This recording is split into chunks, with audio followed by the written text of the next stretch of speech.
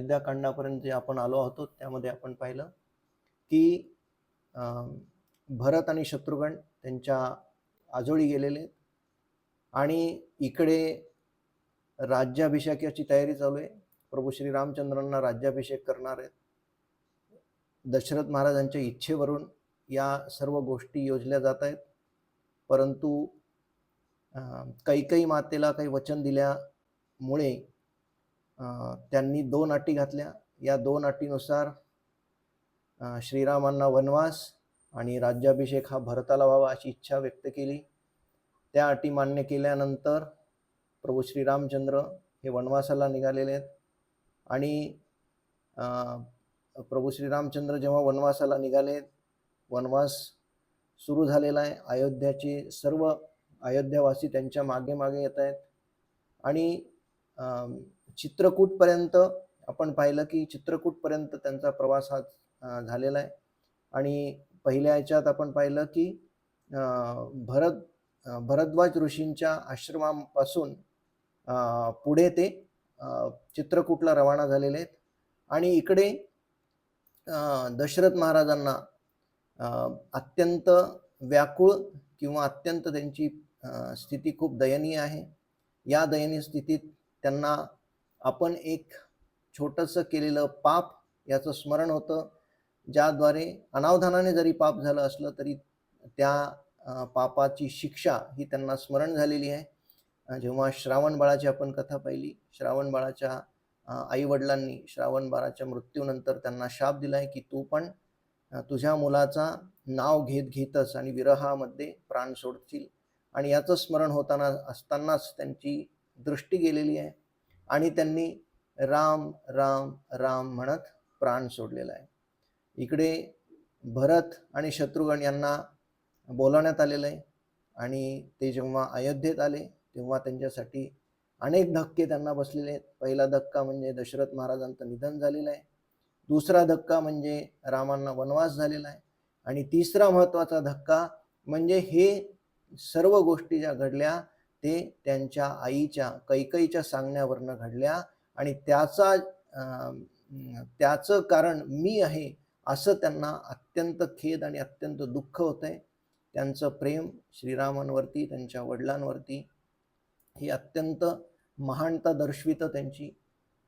वशिष्ठ मुनी तर त्यांना धर्मात्मा म्हणून संबोधतात, कारण त्यांचा त्याग, कारण त्यांनी सांगितले की मी हे राज्य आता स्वीकारणार नाही, मला यापुढे जिथे श्रीराम गेले तिथे जायचंय आपल्याला आणि त्यांना परत घेऊन यायचंय आणि त्यांचा राज्याभिषेक करून त्यांना परत या अयोध्येच्या गादीवर बसवायचे।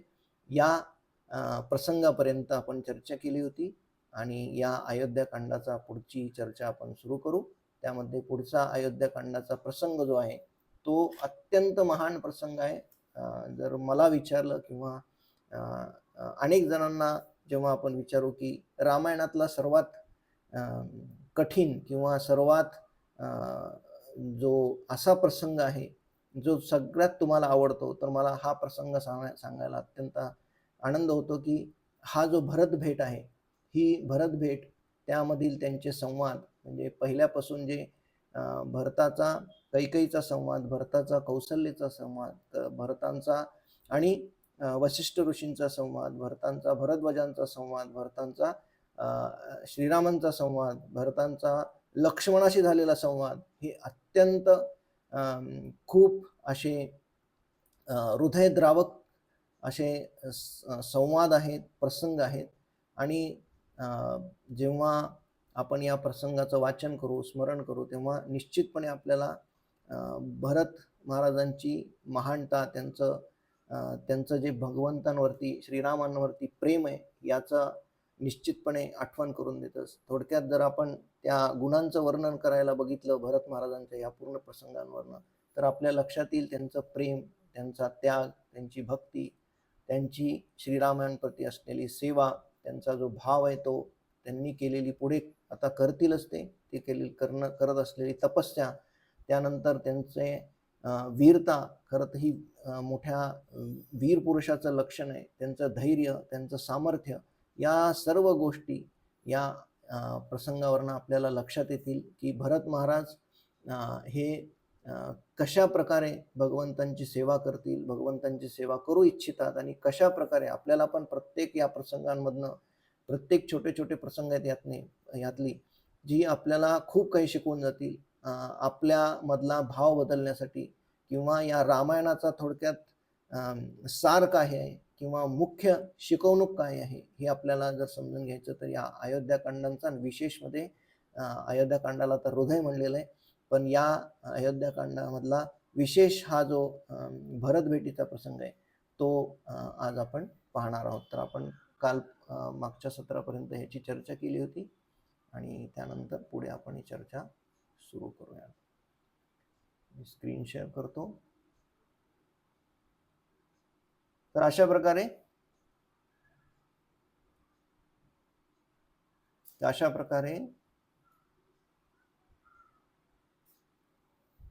सर्वांना स्क्रीन दिसतीये, माझा आवाज व्यवस्थित येतोय? ओके. तर अशा प्रकारे येस, तर अशा प्रकारे भरत महाराज हे श्रीरामांना आणण्यासाठी निघालेले आहेत. त्याचबरोबर त्यांच्याबरोबर ही बातमी सगळ्या अयोध्येमध्ये पसरलेली आहे की भरत हे श्रीरामांना परत आणण्यासाठी निघाले आहेत. म्हणून सर्व अयोध्यावासी त्यांच्या राजमहालाच्या बाहेर आलेत आणि त्यांनी पण ठरवलेलं आहे की आम्ही पण तुमच्याबरोबर येणार. ही बातमी पसरताच कौसल्या मातेंकडे पहिल्यांदा गेले होते. कौसल्या माता पण म्हणली की मी पण येणार आहे आणि सुमित्रा माता म्हणली की मी पण येणार आहे. असं करत करत सर्वजण तयार झाले. परंतु जेव्हा कैकेयीला शेवटी न राहून ती, कारण त्यांना आता पश्चाताप झाला होता, त्यांच्या लक्षात आलं होतं की आपल्याकडनं एवढी मोठी चूक झालेली आहे.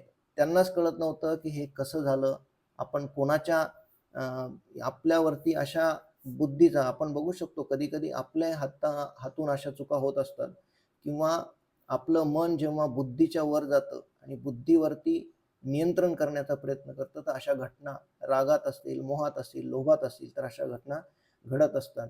तर ही घटना घडून गेल्यानंतर मूळ कारण लोभ आहे हे कळलेलं आहे आपल्याला. जसं भरत म्हणतात की या सर्व पापांची जर मूळ जननी कोण असेल तर लोभ आहे, असा एक सुंदर असं शिकवणूक ते देतात. आणि शेवटी कैकेयी म्हणती माझ्याकडे क्षमा मागण्यासाठी पण शब्द नाही आहेत. मी कोणाची कशी क्षमा मागणार आहे, मी किती जणांची क्षमा मागणार आहे, आणि या सर्व दुःखाचं कारण मी आहे हे मला कळलेलं आहे आणि मी कुठल्या तोंडाने श्रीरामाकडे यावं हेच मला कळत नाहीये. परंतु माझी इच्छा आहे आणि मी जर आले तर कदाचित मी त्यांना कमीत कमी क्षमा मागू शकेल, माफी मागेल आणि त्याला विनंती करेल की हे सर्व गोष्टी माझ्यामुळे घडलेल्या आहेत तर तू परत चल.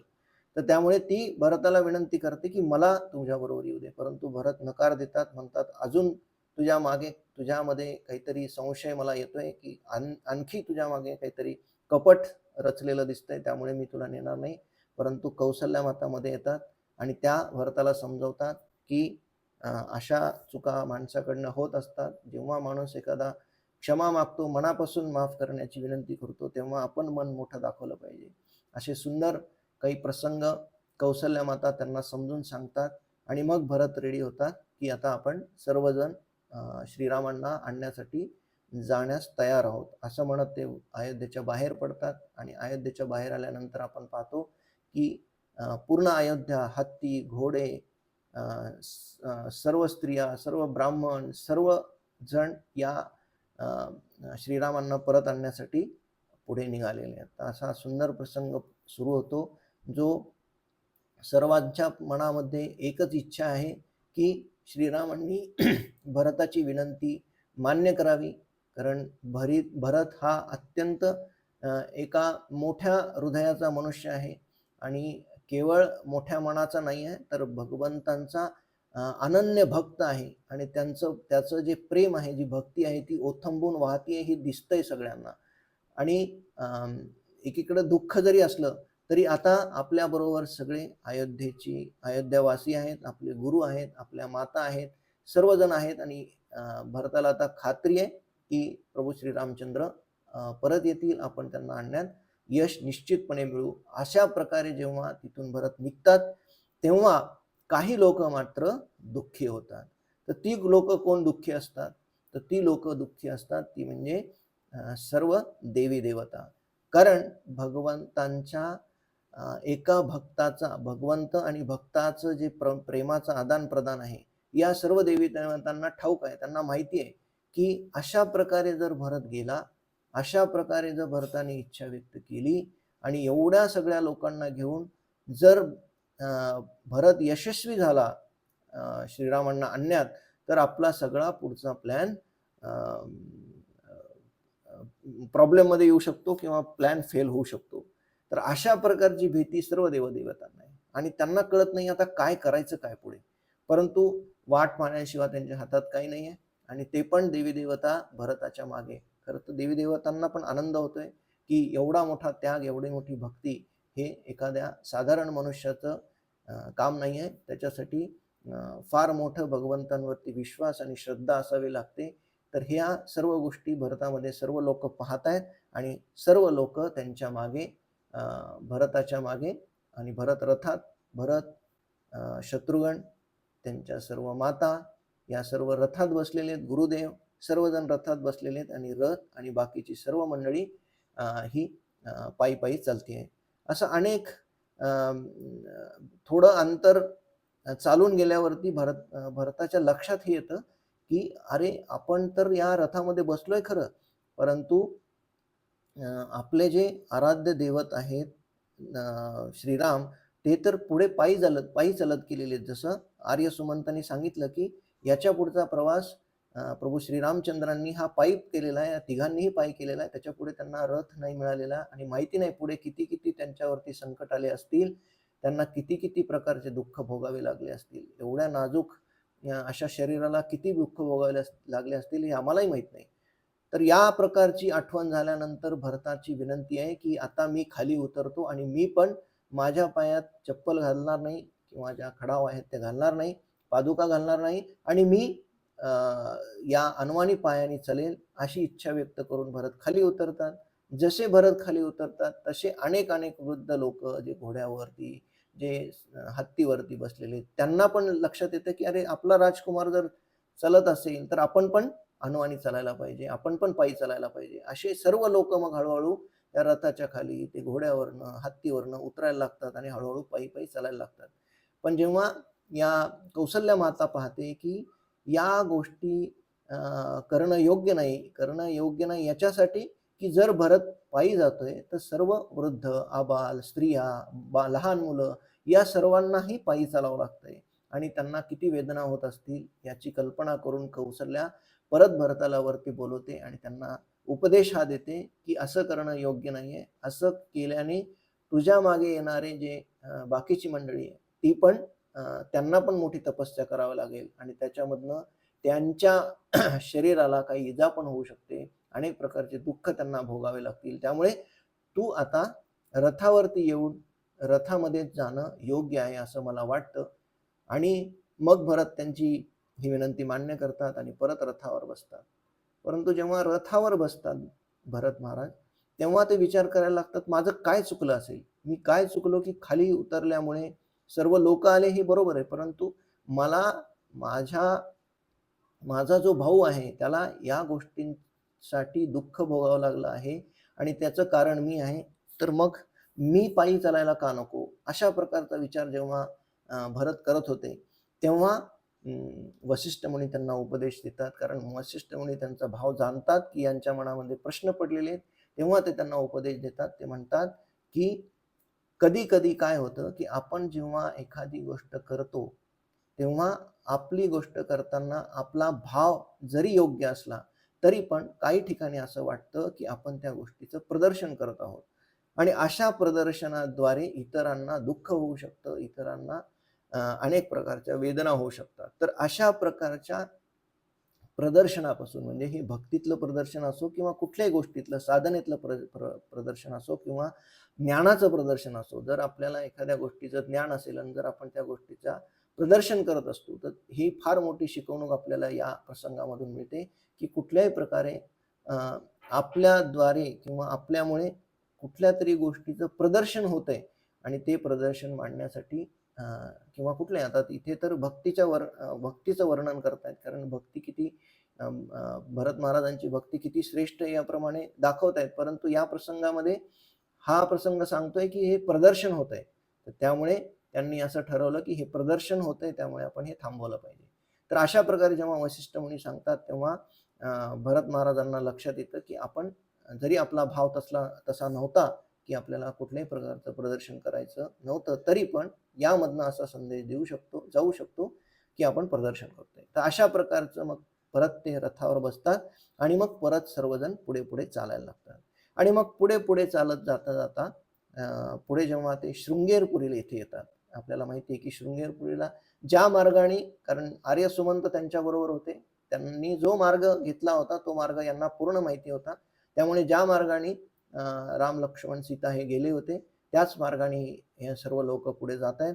आणि हे लोक जेव्हा पुढे जात आहेत तेव्हा त्यांनी बघितलं की शृंगेरपूर नावाचं जे गाव आहे, ज्या ठिकाणी प्रभू श्रीरामचंद्रांची पहिली जी भेट होती ती तिथला जो निषादराज होता गुह्या, याची भेट झाली होती.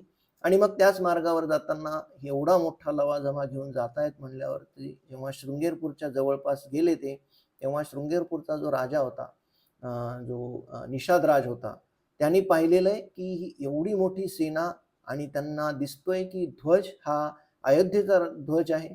आणि त्याच्या मनात असा शंका आली किंवा त्याच्या मनात एक संशय असा आला की त्यांना माहिती होतं की आपल्याला आपल्या त्यांचे मित्र होते श्रीराम आणि आत्ताच ते पुढे गेले होते आणि त्यांच्या मनात अशी शंका आली की कदाचित भरताचं केवळ अयोध्येचं राज्य मिळवणं याच्यावरती समाधान नसून त्यांना राम लक्ष्मण सीता यांना काहीतरी हानी पोहोचवायची असा काहीतरी उद्देश असावा, हेतू असावा, यासाठी एवढं मोठं सैन्य, यासाठी एवढा मोठा लवाजमा घेऊन ही सर्व मंडळी येत आहे हे पाहिल्यावरती त्याच्या मनात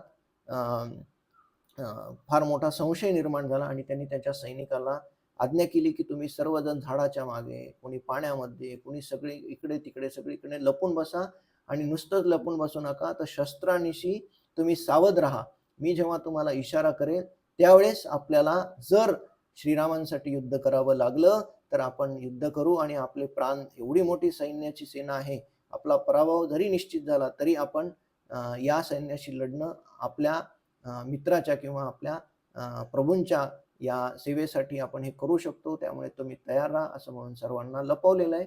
आणि मग जो निषादराज गुह्य आहे तो त्यांची वाट बघत बसलेला आहे. आणि हळूहळू जेव्हा सेना पुढे आली तेव्हा प्रथमतः आर्य सुमंत आले आणि आर्य सुमंतांनी त्यांची ओळख करून दिली की हे राजकुमार भरत आहेत, हे दशरथ महाराजांचे सुपुत्र असून हे प्रभू श्रीरामचंद्रांचे भाऊ आहेत, अशी ओळख करून दिल्यानंतर तरी पण ही ओळख जरी झाली असली तरी त्याच्या मनात जो शंका होती ती मात्र शंका काही मिटायला तयार नाही. तेव्हा त्यांनी डायरेक्टच विचारलं की तुमचा उद्देश काय आहे, तुमचा हेतू काय आहे, तुम्ही एवढे सैन्य घेऊन कुठे चालला आहात, एवढे लोक घेऊन कुठे चालला आहात, तुमच्या मनात काही राम लक्ष्मण सीताला हानी पोहोचवायचा तर विचार नाही आहे. अशा प्रकारे जेव्हा विचारलं तेव्हा भरतांनी पहिले तर सुमंतांनी त्यांची मग आर्य सुमंतांनी ओळख करून दिली भरताची की भरत हा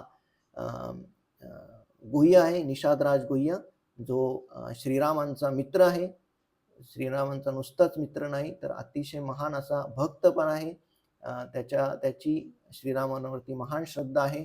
या 2-3 गोष्टीमध्येच भरताच्या डोळ्यातनं पाणी आलं. भरताच्या डोळ्यातनं जसं पाणी आलं तसं त्यांनी पहिले गुह्याचे पाय धरले आणि पाय धरताना म्हणाला की जो माझ्या श्रीरामांचा मित्र आहे तो मला आदरणीय आहे, तो परमपूजनीय आहे, म्हणून मी तुमची वंदना करतो, मी तुम्हाला वंदन करतो. आणि मला माझी तेव्हा त्यांनी सांगितलं भरत महाराजांनी की माझा कुठलाही तसा हेतू नाही आहे, उद्देश नाही आहे, केवळ माझ्याकडनं किंवा माझ्या आईकडनं जे काही पाप घडले आमच्याकडनं तर ते पाप मिटवण्यासाठी किंवा त्या पापाचं प्रायश्चित्त करण्यासाठी किंवा आम्ही श्रीरामांना परत अयोध्येला आणून राज्याभिषेक करण्याच्या विचारात आहोत. आणि आम्हाला कळलंय आर्य सुमंतांकडनं की तुम्ही फार महान भक्त आहात, त्याचबरोबर तुम्ही कशा प्रकारे श्रीरामांना मदत केली आहे, या गोष्टीचं पण आधीच वर्णन आर्य सुमंतांनी केलं आहे. त्यामुळे प्रथमतः मी तुमचे आभार मानतो असं म्हणून वारंवार भरत डोळ्यातनं पाणी काढतायत, त्यांच्या गळ्या पडतायत, त्यांच्या पाया पडतायत. असे वेगवेगळ्या प्रकारचे भाव भरतांमधनं प्रगट होत आहेत. आणि हे जेव्हा भाव निषादराज गुह्यनी पाहिले तेव्हा त्यांच्याही डोळ्यात अश्रू आले आणि त्यांना पश्चाताप झाला की आपण या व्यक्तीबद्दल कसा विचार करत होतो आणि ही व्यक्ती कशा प्रकारे आपल्या समोर प्रगट झाली आणि कशा प्रकारे यांचा भाव आहे हे जेव्हा ते जाणतात तेव्हा त्यांना थोडंसं लाजल्यासारखं होतं, परंतु त्यांना आनंदही होतो की आणि त्यांना खात्री ही असते की रामाचा जो भक्त आहे किंवा रामाचा जो भाऊ आहे तो कधीही चुकीचा होऊच शकणार नाही, ठरूच शकणार नाही. तर त्यामुळे ते पण त्यांना सारखं सारखं आलिंगन देतात आणि त्यांच्या जे प्रेमाचे आविष्कार आहेत दोघांच्या मधले, कारण दोघंही भगवान श्री रामचंद्रांचे सेवक आहेत, अशा प्रकारे ते तिथे. आणि मग काय होतं की ती संध्याकाळ होत आलेली असते, रात्र होत आलेली असते आणि असं ठरवतात की आता आपण इथेच थांबायला पाहिजे. आणि कारण मागच्या प्रवासात पण प्रभू श्रीरामचंद्र इथेच थांबले होते, सर्व अयोध्यावासी इथपर्यंत आले होते आणि सर्वांनी जिथं मुक्काम केलेला आहे. त्यामुळे निषाद राजांना सर्वजण विनंती करतात, भरत महाराज म्हणतात की आम्ही इथेच आजचा मुक्काम करतो आणि उद्या परत सकाळी उठून पुढच्या प्रवासाला जातो. निषादराजला आनंद होतो की त्याला परत भरत महाराजांची सेवा आणि अयोध्यावासियांची सेवा करायला मिळते.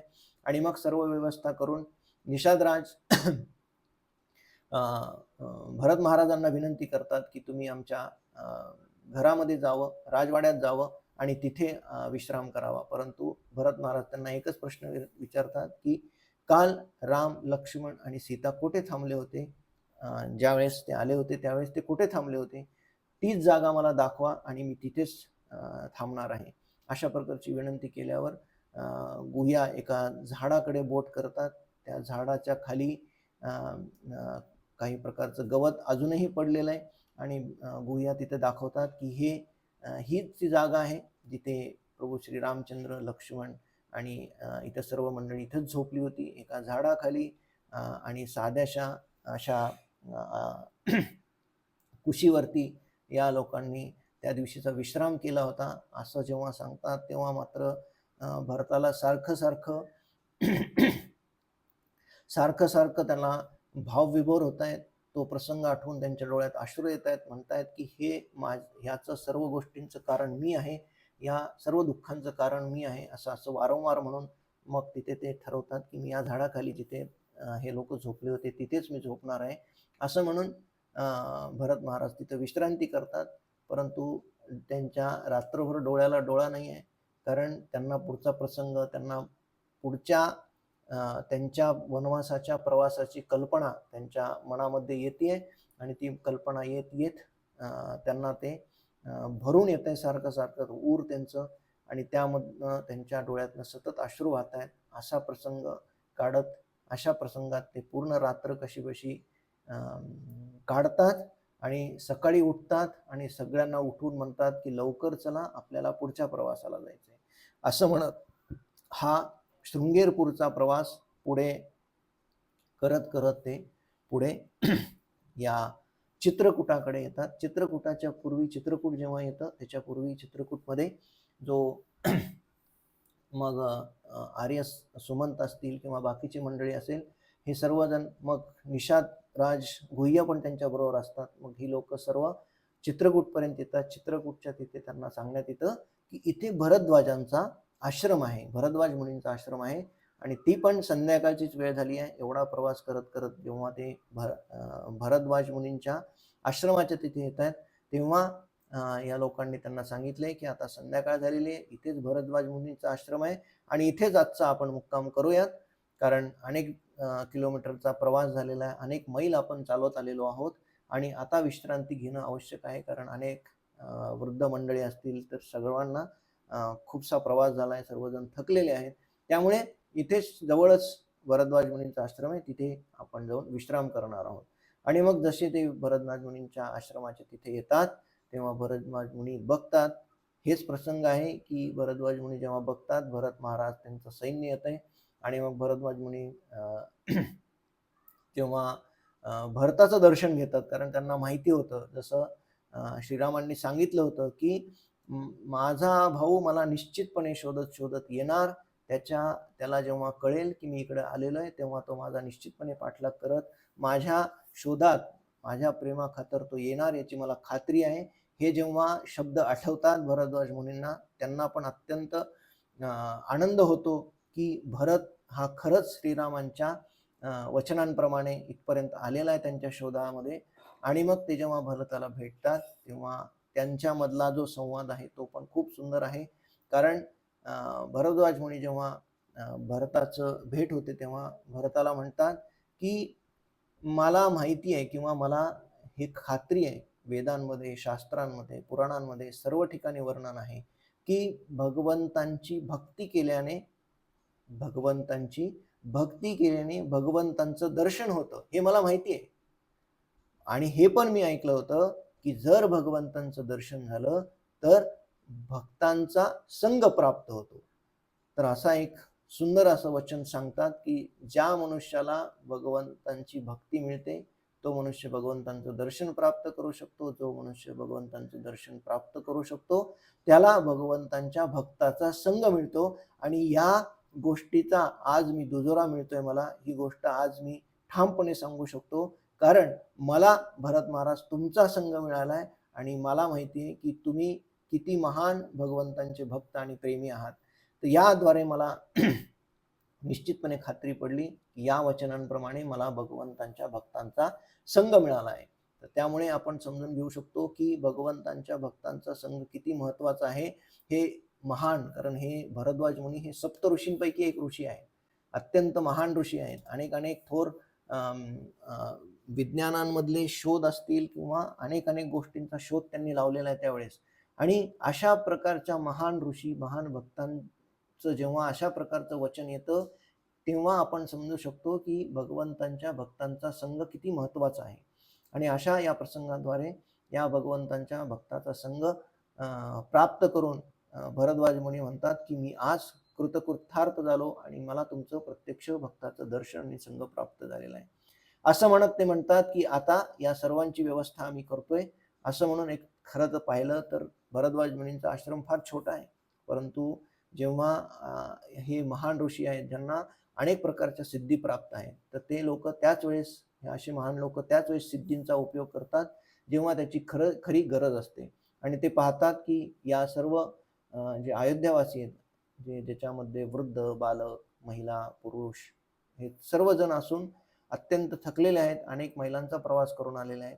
तर त्यांच्या सिद्धीद्वारे ते अशा गोष्टींची रचना तिथे करतात, अशा आश्रमाची रचना करतात की सुंदर सुंदर प्रकारच्या तिथे रूम, सुंदर सुंदर प्रकारचे खाद्य, सुंदर सुंदर प्रकारचे पेय, या सर्व गोष्टींचं तिथे निर्माण होतं आणि प्रत्येक जण तिथे अत्यंत त्या गोष्टींचा आनंद घेण्यासाठी सुरुवात करतात. तर अशा प्रकारे सर्वजण इथे भगवंतांचा भक्त भरत महाराज अत्यंत व्याकुळ आहेत. त्यांना न खाण्यात रस आहे, न पिण्यात रस आहे, न कुठल्या गोष्टीत रस आहे. परंतु ते आणि भरद्वाज मुनी एका कुटीमध्ये जाऊन चिंतन करतायत, चर्चा करतायत. कारण भरत महाराज सारखं सारखं विचारतायत की तुमच्याकडे असताना श्रीरामांनी काय केलं, ते किती दिवस इथे राहिले, इथे त्यांनी काय खाल्लं, इथे काय पिलं, मग ते इथून पुढे कुठे गेले, त्यांना कसं कसं त्रास होत होता, कशा कशा प्रकारच्या त्यांना तपस्या कराव्या लागल्या, या सर्व गोष्टींचा सारखं सारखं भरत मुनींकडनं विचारतायत, त्यांच्याकडनं माहिती घेतायत. आणि त्यांचा तो भाव बघून भरद्वाज मुनी पण अत्यंत प्रेमाने त्या गोष्टींचं वर्णन करतायत. आणि इकडे त्या आश्रमांमध्ये अनेक गोष्टींची रेलचेल चालू आहे. थोडक्यात सर्व लोक अशा एका वातावरणात आहेत की जिथे खाण्याची, पिण्याची, कुठल्याच गोष्टीची कमतरता नाही आहे.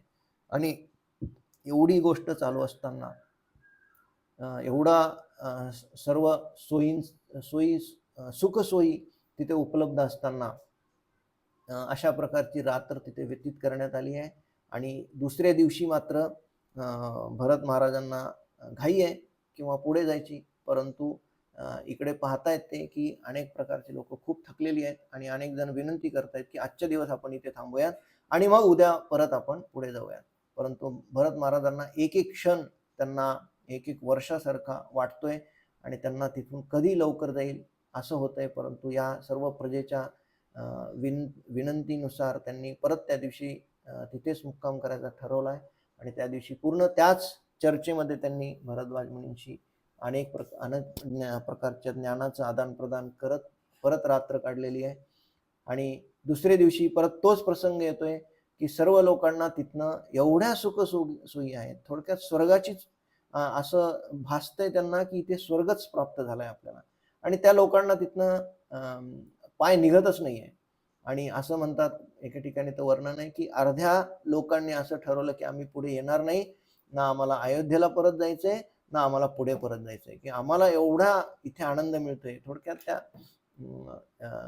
सुख एवढ्या उपलब्ध आहे तिथे प्रचूर मात्रामध्ये की त्यांना तिथनं पाय निघत नाही. तर अशा प्रकारे काही असं म्हणण्यात आलं की काही लोक मग भरत महाराज म्हणले ज्यांना यायचे ते या माझ्या बरोबर, नाहीतर मी चाललो असं म्हणत मग पुढे निघालेले. काही लोक तिथेच थांबली आहे. आणि मग जेव्हा पुढे निघालेले आहेत तेव्हा मात्र भरत महाराजांचा जो निश्चय आहे, भरत महाराजांची जी दृढता आहे आणि धैर्य आहे ते बघून आता मात्र देवी देवतांना आता मात्र टेन्शन आलेलं आहे की काय करायचं आपण. कारण त्यांना अपेक्षा होती की भरद्वाज जेव्हा समजून सांगतील तेव्हा कदाचित भरत महाराज परतही जातील. परंतु भरत महाराजांचा निश्चय जो दृढ निश्चय आहे त्याद्वारे त्यांना कळतंय की आता आपल्याला भरत महाराज काही श्रीरामांना वनवासाच्या पुढे जाऊ देतील असं वाटत नाही.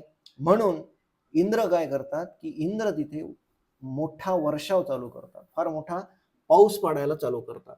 त्यांना असं वाटतं की जर पाऊस पाडला तर या पावसाने भरत महाराज विचलित होतील, तिथे थांबतील आणि कंटाळून परत जातील. असा एका विचाराने इंद्र तिथे मोठा पाऊस पाडायला चालू करतात. आणि एवढा मोठा पाऊस पडतो तिथे की अनेक लोक, काही लोक झाडाच्या खाली, काही लोक जिथे जागा मिळेल तिथे स्वतःचं संरक्षण करतायत, काही लोक रथावर बसलेले आहेत, काही लोक इकडे तिकडे. परंतु भरत महाराज मात्र आपल्या निश्चयावरती ठाम आहेत. जरी पाऊस पडत असला तरी भरत महाराजांनी आज्ञा दिलेली आहे की आपण इथे थांबायचं नाहीये, आपल्याला पुढे जायचं आहे. आणि इंद्र मात्र काही पाऊस थांबायला तयार नाहीत. त्याच वेळेस त्यांचे जे गुरु आहेत बृहस्पती ते इंद्राकडे जातात आणि इंद्राला म्हणतात की तू हे काय करतोयस, तू असा विचार का करतोय की भरत श्रीरामांना नेण्यात यशस्वी होईल. कारण भगवंत पण दृढनिश्चयी आहे, त्यांनी एकदा ठरवलेली गोष्ट कधीही त्याच्यात बदल होणार नाही एवढी खात्री बाळग. आणि तू अशा गोष्टींनी भरत महाराजांची तर परीक्षा घेऊच नको, त्याच्यात तुला तर तू यशस्वी तर होणारच नाहीस, परंतु त्याद्वारे श्रीरामांनाही त्रास जास्त होईल आणि भरताला पण त्रास होईल. तर अशा गोष्टी तू न केलेल्या बऱ्या. त्यामुळे तू लवकरात लवकर त्वरित हा पाऊस थांबव आणि तू काळजी करू नकोस, श्रीराम परत येणार नाही. श्रीरामांचं वचन हे त्यांनी घेतलेल्या ज्या वचनावरती ते ठाम आहेत याची मी तुला खात्री देतो असं म्हणून जेव्हा बृहस्पती इंद्राला सांगतात तेव्हा इंद्र तो पाऊस पाडतात. आणि जेव्हा इंद्र पाऊस पाडतात तेव्हा इंद्र पाऊस थांबवतात आणि मग पुढे हे सर्व मंडळी पुढे जातात. आणि अशा प्रकारे ही मंडळी पुढे जात असताना हा जो आश्रम आहे चित्रकूटातला, जिथे मंदाकिनी नदी आहे आणि या मंदाकिनी नदीच्या तिथे त्यांना माहिती आहे आर्य सुमंतला. त्यानंतर इथे भरद्वाज मुनींनी पण वर्णन केलेलं आहे की मी त्यांना मंदाकिनीच्या शेजारी किंवा आसपास त्यांच्यासाठी आश्रम बनवायसाठी त्यांना जागा सांगितली होती. निश्चितपणे ते तिथे असतील. त्याचबरोबर निषादराज गुह्याला पण ते स्थान माहिती आहे. आणि त्यानंतर ही सर्व मंडळी त्या चित्रकूट जिथे मंदाकिनी नदी आहे त्या नदीच्या जवळ जाऊन पोहोचलेले आहेत. आणि अशा प्रकारे जेव्हा तो मंदाकिनीचा जो वरचा भाग आहे त्या वरच्या भागावरती ही सर्व राम लक्ष्मण आणि सीता एका कुटी बनवून राहत आहेत, हे आपण पाहिलं होतं काल. तर अशाप्रमाणे ते तिथे कुटी बनवून राहत आहेत आणि इकडं ही मंडळी सर्व त्यांना घेऊन निघालेली आहे. आणि त्या जवळ पोहोचल्यावरती तो जो पर्वताचा किंवा त्या डोंगराचा भाग आहे तर तिथे पोहोचल्यानंतर आर्य सुमंत आणि निषादराज सांगतात की याच्या पलीकडेच प्रभू श्रीरामचंद्रांनी झोपडी बनवून तिथे वास्तव्य करतायत, त्यामुळे आपण याच्या पलीकडे आपल्याला जावं लागेल. जेव्हा ही गोष्ट ऐकतात तेव्हा भरत महाराज म्हणतात की आता मी थांबू शकत नाही. तुम्ही मग ते शत्रुघ्नला विनंती करतात की तू सर्व माता आणि यांना घेऊन ये गुरुजींना, मी तोपर्यंत मी आणि आर्यसुमंत आणि हे लोक पुढे जातो आणि तुम्ही या सर्व मंडळीला घेऊन तिथपर्यंत पोहोचा, अशी सूचना देऊन भरत महाराज, कारण भरत महाराजांकडे आता सर्व काय म्हणता येईल त्याला, सर्व पेशन्स संपलेले आहेत भरत महाराजांचे, कारण एवढी उत्कंठा आहे भगवंतांना भेटण्याची, त्यांना पाहण्याची. कारण अनेक प्रकारच्या मनात आत्तापासून जेव्हापासनं त्यांना हा विरह झालाय किंवा भगवंतांचं दर्शन ज्या क्षणापासून नाही आहे आणि हे प्रसंग जेव्हा ऐकतायत तेव्हापासून त्यांच्या मनात एक उत्कंठा अशी आहे की कधी एकदा प्रभू श्रीरामचंद्रांचं दर्शन घेतो, कधी एकदा त्यांना पाहतो आणि त्यांना भेटतो. याच गोष्टीवरती ते सारखं चिंतन मनन करतायत, त्याच गोष्टी स्मरण करतायत. आणि मग त्यांनी सर्वांना सोडलं आणि पळत पळतच ते जिथे ती जो आश्रम आहे, जिथे त्यांनी कुटी बांधलेली आहे, तिथे भरत महाराज पोहोचलेले आहेत.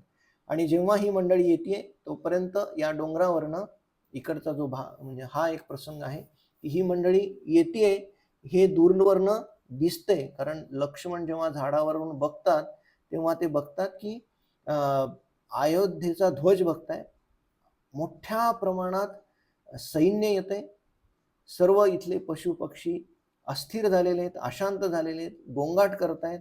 आणि या गोष्टी त्यांच्या लक्षात आल्यानंतर त्यांच्या मनात असा भाव येतोय, म्हणजे लक्ष्मणाच्या मधला भाव आहे की कदाचित जो गुह्याला जसा गैरसमज झाला होता तोच गैरसमज लक्ष्मणाला पण इथे होतो.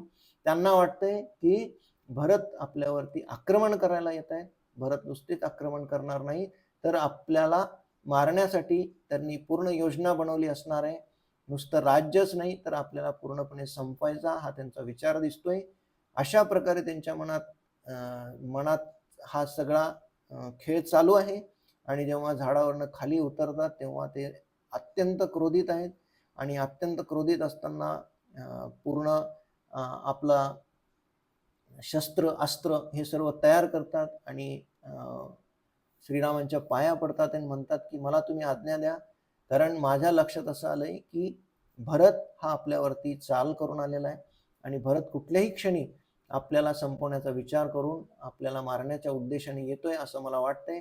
कारण एवढा सैनिकात जर भरताला आपल्याला भेटायला यायचंच होतं तर भरत एकटा येऊ शकला असता, परंतु एवढं सैनिक, एवढं सैन्यबळ घेऊन यायची काय गरज आहे. याचा अर्थ त्याच्या मनामध्ये काहीतरी कपट आहे. त्याच्या ज्या आणि खूप कठोर वाक्य बोलतात, ज्या वाक्यावरती एवढा वेळ प्रभू श्रीरामचंद्र शांत होते तर त्यांचाही क्रोध उफाळून येतो. तेव्हा लक्ष्मण म्हणतात की ज्या कुटील मातेचा जो पुत्र आहे तो पण असाच कट कारस्थान करणारा असणारच, त्याच्यात काही मला शंका नाही, कारण तो कट कारस्थान करू शकतो, कारण त्याची आई ज्याप्रमाणे कट कारस्थान करते.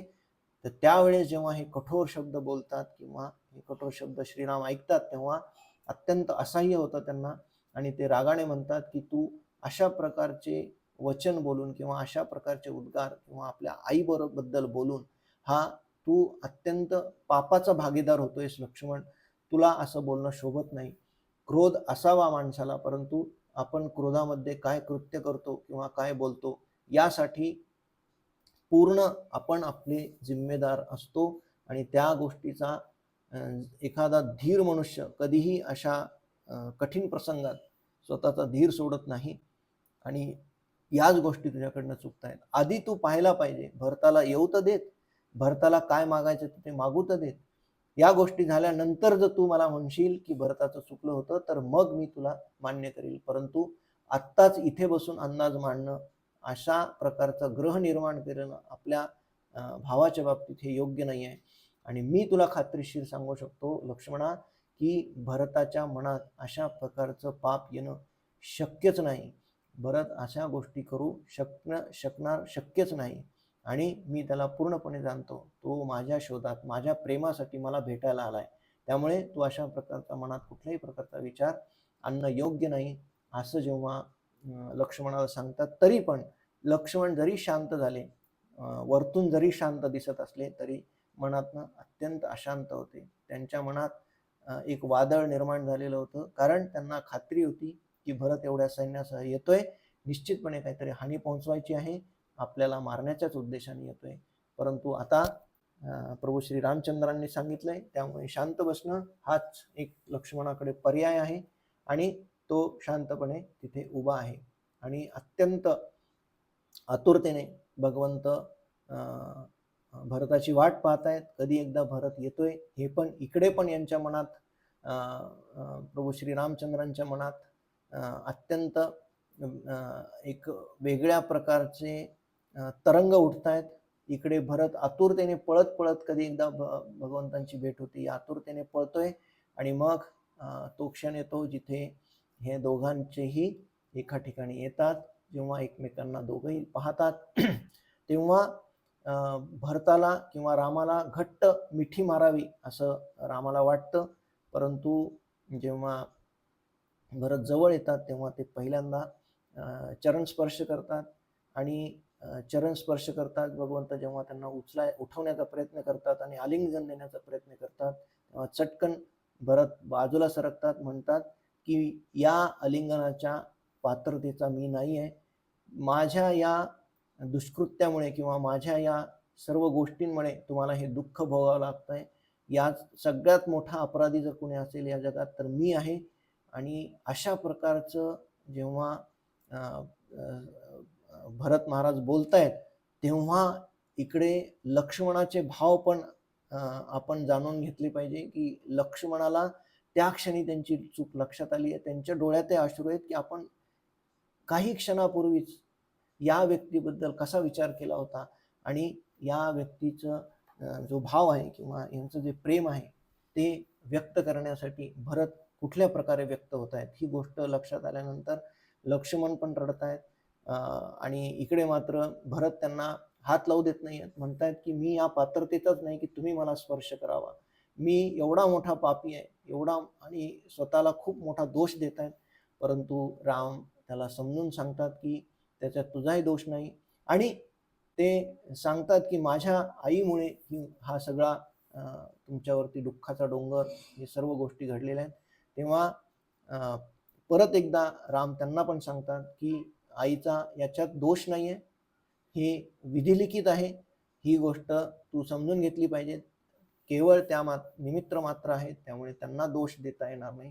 ही खूप मोठी शिकवणूक आपल्याला इथून मिळते की कुठल्याही गोष्टीमध्ये जेव्हा आपण अशा दृष्टीने पाहतो तेव्हा आपल्या लक्षात आलं पाहिजे की या गोष्टी नियोजित आहे, यामध्ये त्यांचा दोष आहे का नाही, या गोष्टी आपण जाणून घेतल्या पाहिजे. कारण त्याच्यामध्ये भाव, त्याच्यामध्ये कारण आत्तापर्यंत जर आपण कैकेयी मातेचं वर्तन पाहिलं तर इतकं सुंदर त्यांचं चारित्र्य आहे, परंतु त्या एका प्रसंगामुळे आणि परत पुढचा पूर्ण आयुष्य, कारण जेव्हा प्रभू श्रीरामचंद्र उत्तर रामायणात कथा येते की राम म्हणतात की सर्वात मोठा जर त्याग कोणी केला असेल तर तो कैकेयीने आहे. कारण जेव्हा आता सर्व युद्ध वगैरे सगळं झाल्यानंतर भरत जेव्हा विचारतात तेव्हा ते सांगतात की सर्वजण आनंदी आहेत, सर्वजण एकमेकांना काय म्हणतात त्याला ॲप्रिशिएट करतायत, परंतु एका व्यक्तीला मात्र कुणीही प्रोत्साहन देत नाही, कुणी त्यांचं कौतुक करत नाही, ती म्हणजे कैकेयी आहे. आणि एवढंच नाही तर कैकेयीला हे जन्मभर ही गोष्ट त्यांना सतत ही जन्मभर त्यांना टोचत राहणार आहे. या जन्मी नाही, अनेक जन्मात सर्व लोक त्यांना टोचणी देणार आहेत, त्यांच्यावरती वाईट किंवा त्याच्यावरती दोष ठेवणार आहेत. हे केवढं मोठं केवढी मोठी गोष्ट त्यांच्या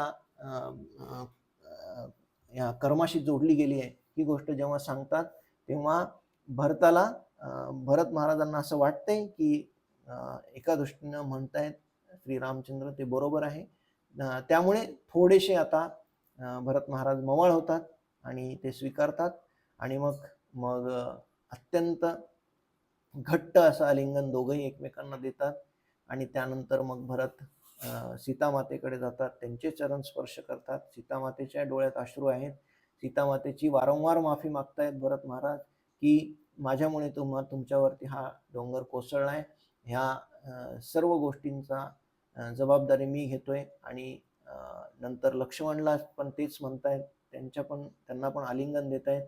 आणि एवढं सगळं झालं असताना मग श्रीरामचंद्र विचारतात की ते सर्व ठीक आहे, पण तू आलास कसं काय, काय प्रयोजन आहे, तू कसा काय आलास? आणि त्याचबरोबर अयोध्येमध्ये सर्व लोक कसे आहेत, आपले वडील कसे आहेत, आपली आई कशी आहे, सर्वजण कसे आहेत, त्यांची खुशाली जेव्हा विचारतायत तेव्हा मात्र भरतांच्या डोळ्यामधनं अश्रू वाहत आहेत. आणि भरतांच्या मुखातनं कुठल्याही प्रकारचा शब्द फुटायला तयार नाही आहे, कारण त्यांना सांगायचं कसं की आता आपले वडील या धामामध्ये पृथ्वीवरती राहिले नाहीत, आपल्याला ते सोडून गेलेत. हा निरोप, ही वार्ता द्यायची कशी, त्यामध्ये त्यांना तोंडातनं शब्द फुटत नाहीत, नुसते डोळ्यातनं अश्रू येत आहेत. त्याबरोबर श्रीरामचंद्र म्हणतायत की तू मला लवकर सांगितलं पाहिजेस, कारण माझाही आता धीर संपत चाललाय. नेमकं तुला प्रयोजन काय आहे, सर्वजण कसे आहेत हे तू पण नीट सांगत नाहीयेस. असं म्हणताना मग भरत शेवटी सांगतात की आपल्या वडिलांचा देहांत झालेला आहे, वडील आपल्याला सोडून गेलेले आहेत. आणि हे वाक्य ऐकल्यावरती फार मोठा आघात श्रीरामांवरती होतो. त्याचबरोबर लक्ष्मण पण अत्यंत मानसिकरित्या घायाळ होतात. आणि या सर्व गोष्टी चालू असतानाच हे जी खालची मंडळी आहे, म्हणजे सर्व माता, गुरु, सर्व लोक तिथे येऊन पोहोचलेले आहेत. आणि जेव्हा श्रीरामचंद्र त्या सर्वांकडे बघतात, पहिल्यांदा त्यांच्या गुरूंचं दर्शन घेतात, त्यांच्या मग सर्व मातेंचं दर्शन घेतात. आणि हा प्रसंगामध्ये सुंदर उल्लेख येतो रामायणात की पहिल्यांदा श्रीरामचंद्र जर कोणाच्या पाया पडत असतील तर ते जाऊन प्रथमतः कैकेयीला भेटतात, कारण कैकेयी मात्र वरही बघायला तयार नाही आहेत. त्यांनी त्यांची मान खाली झुकवलेली आहे, त्यांच्या डोळ्यात केवळ अश्रू आणि अश्रूच आहेत.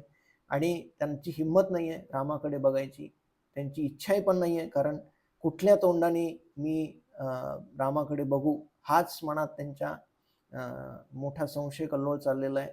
खूप मन दुःखी आहे. आणि जेव्हा राम त्यांच्याजवळ येतात, त्यांना चरण स्पर्श करतात, तेव्हा पहिल्यांदा त्या म्हणतात की रामा मला माफ कर, माझ्याकडनं खूप मोठी चूक झाली आहे. परंतु रामही त्यांना तेच समजवतात की तुमची त्याच्यात काही चूक नाही, हे विधिलिखित आहे, विधात्यांनी जे सांगितलं त्याप्रमाणे तुम्ही केलं, त्यामध्ये कुठली तरी फार मोठी योजना आहे असं समजून ह्या गोष्टी तुम्ही विसरून जा, अशी माझी इच्छा आहे. एवढं मोठं मन, एवढा मोठा गुण आपण आपल्या भगवंतांकडनं शिकू शकतो. जर भगवंत सर्व गोष्टींचे भोक्ता असतील, सर्व गोष्टी शक्ती त्यांच्यामधनं समाविष्ट असतील, त्यांच्यापासून उत्पादित होत असतील, तरी पण जेव्हा अशा प्रसंगावरती भगवंत अशा प्रकारचे वाक्य बोलतायत, तर ते केवळ आणि केवळ भक्तांनी आणि आपल्यासारख्या सामान्य लोकांनी शिकावं त्यातनं काहीतरी, आणि काहीतरी आपल्यामध्ये बदल घडावा, एवढीच या सर्व गोष्टींची किंवा या सर्व घटनांचा क्रम आहे असं आपण लक्षात घेऊ शकतो. तर अशा प्रकारे मग भगवंत सुमित्रा मातेला भेटतात, कौशल्या मातेला भेटतात. आणि मग जेव्हा या सर्व गोष्टींचं सर्व चर्चा सुरू होते, तेव्हा मग जेव्हा हे कळतं की आपले वडील आपल्याला सोडून गेलेले आहेत, मग कसा घडला क्रम, कसा घडला काय नाही, या विषयी चर्चा चालू असतानाच मग वशिष्ठ मुनी म्हणतात की आपण बाकीची चर्चा उद्या करावी, कारण खूप रात्र झालेली आहे. आणि उद्या प्रथमतः जे आपले कर्तव्य आहेत, जे विधी आहेत, ते तुम्ही केले पाहिजे. या आत्म्याच्या पुढच्या गतीसाठी तुम्ही तुमच्या मुलाचं किंवा पुत्र कर्तव्य केलं पाहिजे असं सांगून वशिष्ठ मुनी त्यांना सांगतात. आणि मग दुसऱ्या दिवशी हे सर्व भाऊ त्यांना तिलांजली अर्पण करतात.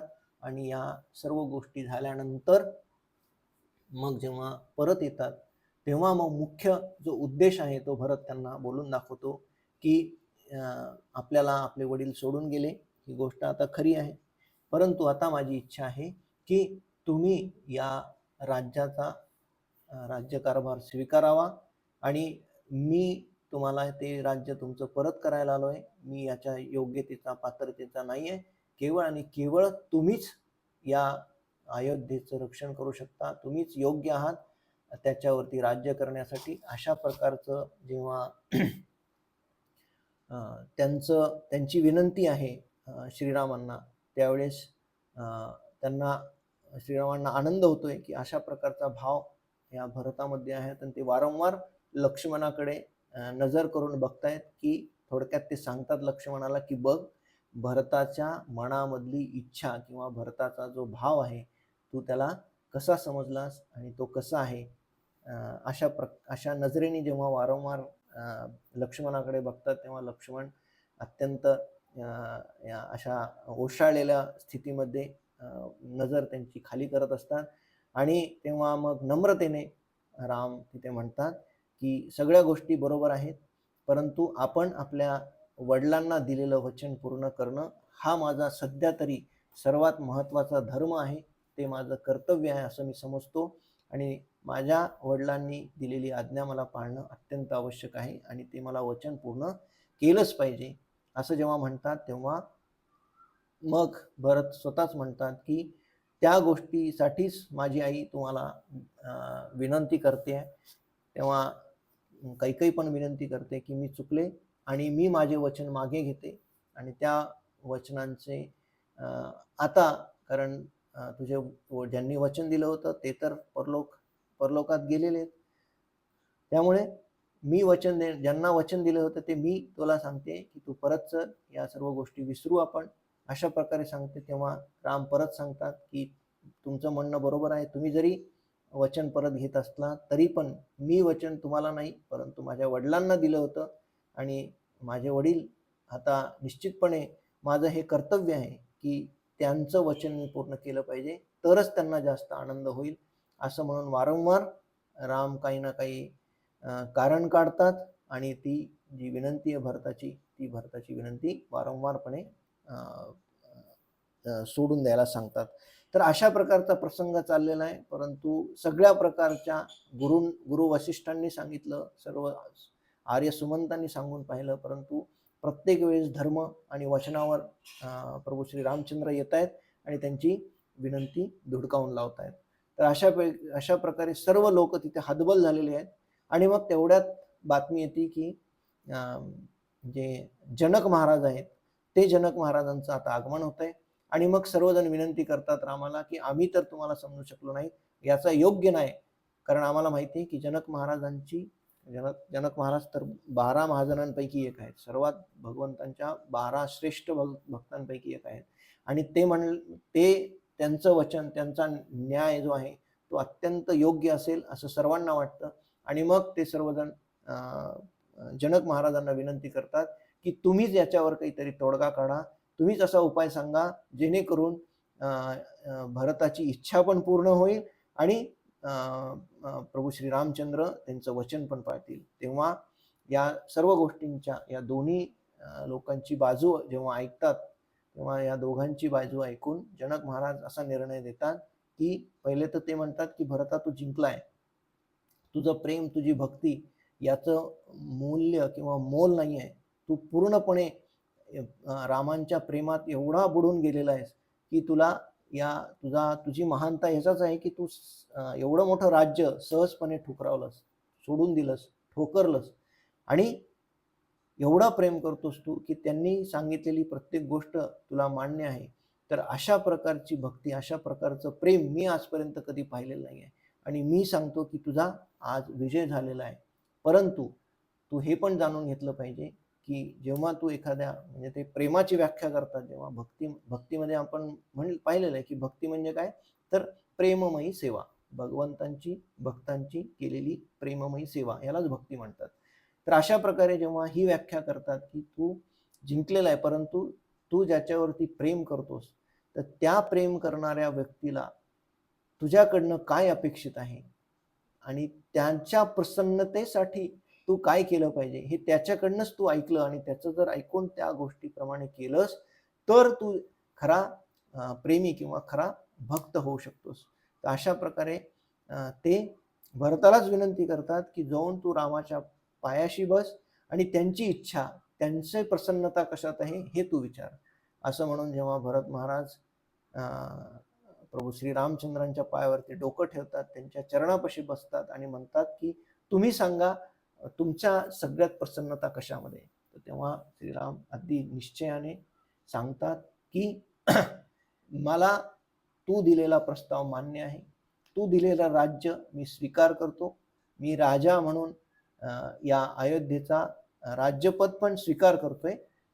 आणि त्यामुळे सर्वांना आनंद होतो, सर्वांचे चेहरे प्रसन्न होतात. भरतालाही त्या आनंद होतो की त्यांना वाटतं की आता प्रभू श्रीरामचंद्राने आपल्या अटी मान्य केलेल्या आहेत.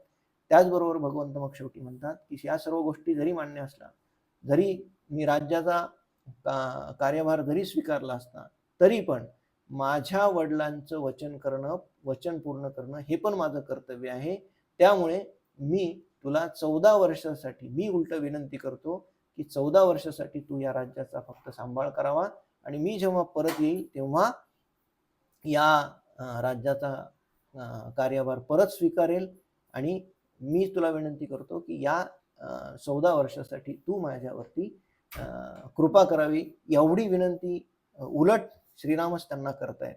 तर मग भरत म्हणतात की तुमच्या एवढा हुशार किंवा चाणाक्ष मी कधीच पाहिलेलं नाहीये. असं एक प्रेमाचं दोघांचं आदान प्रदान होतं आणि ही मान्य करतात विनंती भरत महाराज की तुम्ही म्हणाल त्याप्रमाणे मी करायला तयार आहे, परंतु माझी पण एक अट आहे की मला माहिती आहे की माझी योग्यता काय आहे. मी त्या राजसिंहासनावर बसणार नाही, परंतु माझी तुम्हाला विनंती आहे की तुमच्या पादुका मी तिथे ठेवेल राजसिंहासनावरती आणि तुमच्या वतीने या राज्याचा राज्यकारभार चालवेल आणि यासाठी तुम्ही मला आशीर्वाद द्या आणि तुमच्या पादुका मला द्या. असं जेव्हा विनंती करतात तेव्हा इथे रामाला आनंद होतोय, इकडे भरतही खुश आहे, इथे सर्व मंडळी खुश आहे. थोडक्यात आपल्या इंग्रजी मध्ये म्हणतात जशी विन विन सिच्युएशन आहे तशी विन विन सिच्युएशन झालेली आहे आणि सर्वजण आनंदी आहेत.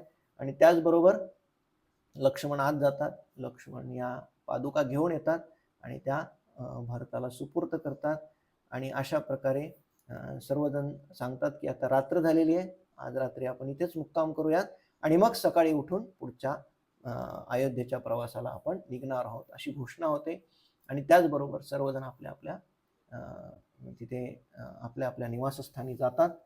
आणि इथे एक अजून एक छोटासा प्रसंग वर्णन केलेला आहे की जेव्हा राम आपल्या कुटीमध्ये झोपायला जातात तेव्हा कैकेयी माता तिथे येते आणि कैकेयी माता अजूनही नजर वर करायला तयार नाही आहेत. त्यांना इतकं संकुचित वाटतंय, परंतु त्या म्हणतात की मला राम तुझ्याशी बोलायचंय. तेव्हा राम आतमध्ये बोलवतात, त्यांना वरती आसनावर बसवतात आणि खाली स्वतः त्यांच्या पायाजवळ बसतात आणि म्हणतात तुम्हाला काय बोलायचे बोला. त्यावेळेस कैकेयी वारंवार विनंती करते की मी चुकले, माझं खूप मोठं अपराध घडलाय माझ्याकडनं, परंतु मला तू माफ करावं. तेव्हा वारंवार राम पण तेच सांगतायत की तुमचं काहीही चुकलेलं नाहीये, तुम्ही जे काही केलं ते नीतीप्रमाणे केलेलं आहे. त्यामुळे मला कुठल्याही प्रकारचं वाईट वाटलेलं नाहीये, कुठल्याही प्रकारचा त्याच्यामध्ये अपराध वाटलेला नाहीये. तुम्ही जे काही केलं ते कुठल्या ना कुठल्या योजनेचा भागच असावा किंवा विधीच्या लिखाणानुसार या सर्व गोष्टी घडलेल्या असाव्या. त्यामुळे तुम्ही कृपया वाईट वाटून घेऊ नका. तेव्हा कैकेयी म्हणते की मी माझे वचन परत घेते, मी तुला सांगते, मी तुला आज्ञा देते, त्यामुळे माझी विनंती तू मान्य कर. जर तू मला माफ केलं असेल तर तू माझ्याबरोबर अयोध्येला परत येशील. परंतु परत श्रीराम त्यांना तेच सांगतात, समजून सांगतात यात तुमचा दोष नाही आहे आणि त्यामुळे तुम्ही मनाला न लागून घेता फक्त हा आपल्या माझ्या वडिलांना दिलेल्या आता फक्त वचनाचा भाग आहे, त्यामुळे मला आता परत येता येणार नाही. फक्त तुम्ही 14 वर्ष काढा. 14 वर्ष हा काळ काही फार मोठा नाही आहे. हा म्हणता आहे 14 वर्ष निघून जातील आणि मी लवकरच परत अयोध्येला परत येईल. आणि मग अशा प्रकारची विनंती जेव्हा अमान्य होते तेव्हा यांना अपराधासारखं वाटतं. तरी पण त्यांना माहिती असतं की कैकेयीला माहिती आहे आपला मुलगा जो आहे तो किती महान आहे, किती मोठ्या मनाचा आहे आणि त्या तसंच मग त्या कुटीच्या बाहेर येतात आणि मग सर्वजण दुसऱ्या दिवशी सकाळी निरोप घेतात. आणि निरोप घेताना भरत महाराज एकच सांगतात रामाला शेवटी की मी जातोय, मी 14 वर्ष हा कारभार सांभाळेल, परंतु 14 वर्षाच्या वर एक जरी दिवस तुम्हाला उशीर झाला तर हा भरत तुम्हाला चितेवरती दिसेल, मी स्वतःला संपून घेईल. त्यामुळे एक दिवसाचा देखील विलंब मी सहन करू शकणार नाही. अशी काय म्हणता येईल त्याला प्रेममयी चेतावणी देऊन भरत महाराज त्यांचा निरोप घेत आहेत आणि ही सर्व मंडळी आपापल्या ठिकाणी निघण्यासाठी निघाली आहे. असा परत तोच परतीचा प्रवास करत करत ते इकडे लोक अयोध्येला पोहोचतात. आणि अशा प्रकारे जेव्हा हे अयोध्येला पोहोचतात तेव्हा जिथे राम लक्ष्मण आणि सीता राहत आहेत तिथे त्यांनी बघितलेलं आहे की हे लोक येऊन गेल्यानंतर आता एवढ्या लोकांचा एवढ्या निवासाची सोय झालेली आहे म्हणल्यावरती इथले जे पशु आहेत, पक्षी आहेत, एवढं सैन्यबळ आलेलं आहे. तर एवढ्या सैन्याचा या गोष्टींचं जेव्हा हे लोक निघून गेले त्यानंतर इथलं वातावरण जे आहे ते अशांत झालेलं आहे. दोन भाग आहे त्याच्यात. एक तर वातावरण अशांत झालं होतं आणि दुसरी गोष्ट महत्वाची ही की इथे ही जी जागा आहे ती या लोकांना कळालेली होती. याचा अर्थ असा की खरं तर आपण मग अशा प्रकारची लोक जर आपल्याला भेटायला येऊ लागली, कारण यांना जर जागा माहिती आहे, मग कोणाला काही अडचण असली, कोणीतरी इकडे आलं आणि वारंवार जर इथे यायला लागली तर मग या वनवासाला काय अर्थ राहील, असा एक प्रकारचा विचार प्रभू श्री रामचंद्रांच्या मनात आला आणि त्यांनी ठरवलं की आपण या चित्रकूट किंवा हे जे अरण्य आहे ते सोडून आपण दुसऱ्या अरण्यात जावं असा ते विचार करतायत. आणि मग त्यांनी विचार केला की याच्या पुढे आपण दुसऱ्या कुठेतरी जायला पाहिजे. म्हणून त्यांनी ती जागा सोडली आहे आणि ती जागा सोडून ते पुढे आत्री ऋषीच्या जे पुढचं जे आश्रम आहे तिथे आलेले आहेत. म्हणजे थोडक्यात चित्रकूटचं हे जो प्रवास आहे, आपण जर महत्वाचे टप्पे पाहिले पूर्ण वनवासाचे तर शृंगेरपूर नंतर चित्रकूट नंतर हे जे अरण्य आहे दंडकारण्यानंतर किष्किंधा असा हा प्रवास झालेला आहे. दंडकारण्यानंतर पंचवटी आणि पंचवटीनंतर किष्किंधा. तर अशा प्रवासामध्ये जेव्हा या चित्रकूटाचं जेव्हा त्यांनी बघितलं की इथं सर्व गोष्टी अशांत झालेल्या आहेत, तेव्हा पुढे जाण्यासाठी ते दंडकारण्याच्या दिशेने पुढे रवाना झालेले आहेत. आणि मग जेव्हा दंडकारण्याच्या दिशेने रवाना झाले तेव्हा मध्ये दंडकारण्य सुरू होण्याच्या पूर्वी आत्री ऋषींचा आश्रम येतो आणि त्यांची पण इच्छा होती की आपणही आत्री ऋषींना भेटलं पाहिजे, त्यांच्याशीही त्यांचाही संग मिळणं आपल्याला आवश्यक आहे. कारण हे जे कार्य होतं, आपण जर महत्वाचं कार्य बघितलं तर दोन गोष्टी करण्यासाठी या वनवासाचं पूर्ण वर्णन आपल्याला लक्षात येईल. या ऋषी मुनींशी चर्चा आणि त्यांचा संग करणं आणि त्यांचं संरक्षण करणं, या दोन गोष्टीसाठी एवढे अरण्य भगवंत फिरतायत. आपण हे लक्षात घेतलं पाहिजे की एवढ्या अरण्यात का भटकत असतील, काय प्रत्येक वेळेस हे जागा सोडून त्या जागेत, ते जागा सोडून त्या जागेत का भटकत असतील. तर त्याचा उद्देशच हा होता भगवंतांचा की प्रत्येक ऋषी मुनींशी भेटणं, त्यांच्याशी चर्चा करणं, त्यांचा संग घेणं, त्यांच्याकडनं ज्ञान प्राप्त करणं आणि पुढे त्यांचं संरक्षण करणं, त्यांना ज्या ज्या अडचणी आहेत, कारण ऋषी सांगतीलच पुढे कशा कशा अडचणी येतात. तर अशा प्रकारे आत्री मुनींच्या आश्रमात जेव्हा भगवंत पोहोचले तेव्हा आत्री मुनी हे एक अत्यंत महान ऋषी आहेत. आत्रींचं नावच म्हणजे आत्री म्हणजे जे 3 गुणांच्या पलीकडे आहेत किंवा अतीत आहेत, जे कुठल्याही 3 गुणांच्या, जे 3 गुण आहेत सांगितले जातात, रजो तमो आणि सतोगुण, या तिन्ही गुणांच्या पलीकडे असणारे हे आत्री अत्यंत महान ऋषी आहेत. आणि त्यांची पत्नी जी आहे ती अनुसया, आपल्याला सर्वांना अनुसया माहितीच आहे. पण अनुसया कोण होती? तर अत्यंत महान पतिव्रता स्त्री होती. अनुसया याचा नावाचा अर्थच अनुसया म्हणजे अनासक्त असणारी किंवा ईर्ष्यारहित असणारी, कुठल्याही प्रकारच्या दोष त्यांच्या मनात येत नाहीत, अशा निर्मळ मनाच्या या अनुसया. आणि जेव्हा हे तिन्ही राम, लक्ष्मण आणि सीता हे तिघही या आत्री मुनींच्या आश्रमात येतात तेव्हा आत्री मुनींच्या आश्रमात हे काही दिवस राहतात. या आत्री मुनींच्या आश्रमात काही दिवस त्यांना संग प्राप्त करतात आणि अनेक गोष्टी अनुसया माता माता सीतेला खूप काही गोष्टींचा उपदेश करतात, ज्यामध्ये आपण पाहतो की त्यांना भेटवस्तू देतात. अशा प्रकारचे वल्कलं किंवा अशा प्रकारचे अशा प्रकारच्या गोष्टी त्यांना देतात, ज्या कपड्यांचं असं वर्णन केलेलं आहे की जे असे कपडे देतात जे कधीही अस्वच्छ होणार नाहीत, कधीही ते जुने होणार नाहीत, अशा प्रकारचे आणि अनेक प्रकारचे दागिने पण त्यांना भेट देतात. आणि त्यांच्याकडनं पण त्या दोघींचा पण संवाद खूप सुंदर आहे. त्या त्यांना विचारतात की तुमचं जे स्वयंवर झालं त्याची घटना पण अनुसया माता त्यांच्याकडनं विचारून घेतात की कशा प्रकारे त्यांचं मिलन झालं, मग कशा प्रकारे स्वयंवर झालं. तर पूर्ण ही कथा पण सीतामाता अनुसयाला सांगतात. आणि इकडे पण राम आणि लक्ष्मण पण अनेक ज्ञानाचं आदान प्रदान त्या अत्री मुनींबरोबर त्यांचं चालू असतं.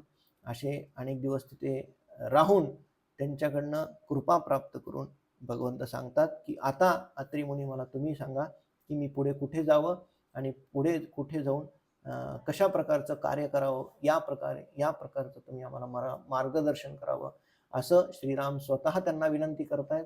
आणि मग अत्री मुनी त्यांच्यावरती प्रसन्न होतात आणि त्यांना सांगतात की इथून पुढेच काही अंतरावरती दंडकारण्य सुरू होतं आणि या दंडकारण्यामध्ये अनेक ऋषी तुमची आतुरतेने वाट पाहतायत आणि तुम्ही त्यांना भेटावं आणि त्यांच्या ज्या समस्या आहेत त्या समस्यांचं पण निर्मूलन करावं अशी मी तुम्हाला विनंती करतो. अशा विनंती केल्यानंतर तिथे अत्री मुनी श्रीरामांना पुढचा मार्ग दाखवतात. आणि हे पुढे जेव्हा पुढे चालत जात आहेत राम, लक्ष्मण आणि सीता, आणि हळूहळू ते या सर्व हा जो अरण्य आहे, जो पहिला वन आहे, ते सोडून आता हळूहळू दंडकारण्यात प्रवेश करतात. तर दंडकारण्य जो आहे तो हा सांगतात की मध्य प्रदेशचा भाग आहे. काही भाग हा वेगवेगळ्या प्रदेशांचा भागाचा उल्लेख आहे म्हणजे आत्ताच्या भौगोलिक परिस्थितीनुसार. तर अशा प्रकारे ते या दंडकारण्यात प्रवेश करतात.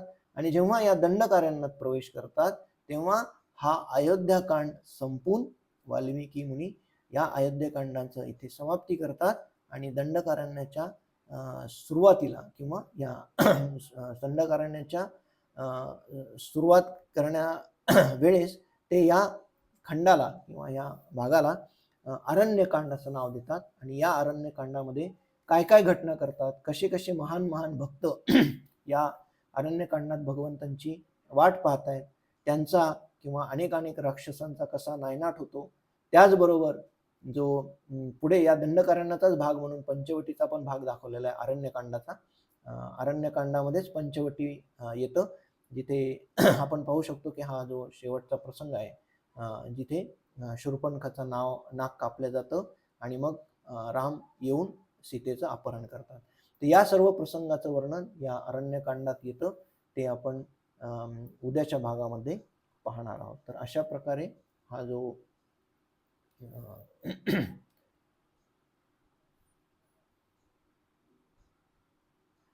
अयोध्याकांड आहे तर याची चर्चा आपण आजपर्यंत केली. हरे कृष्ण. कोणाला काही प्रश्न आहे?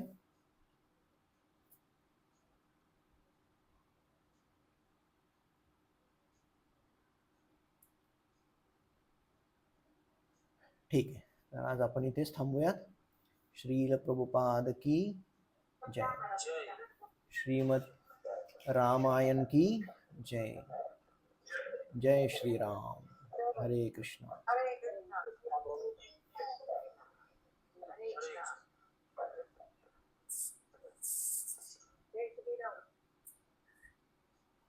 जय श्री राम.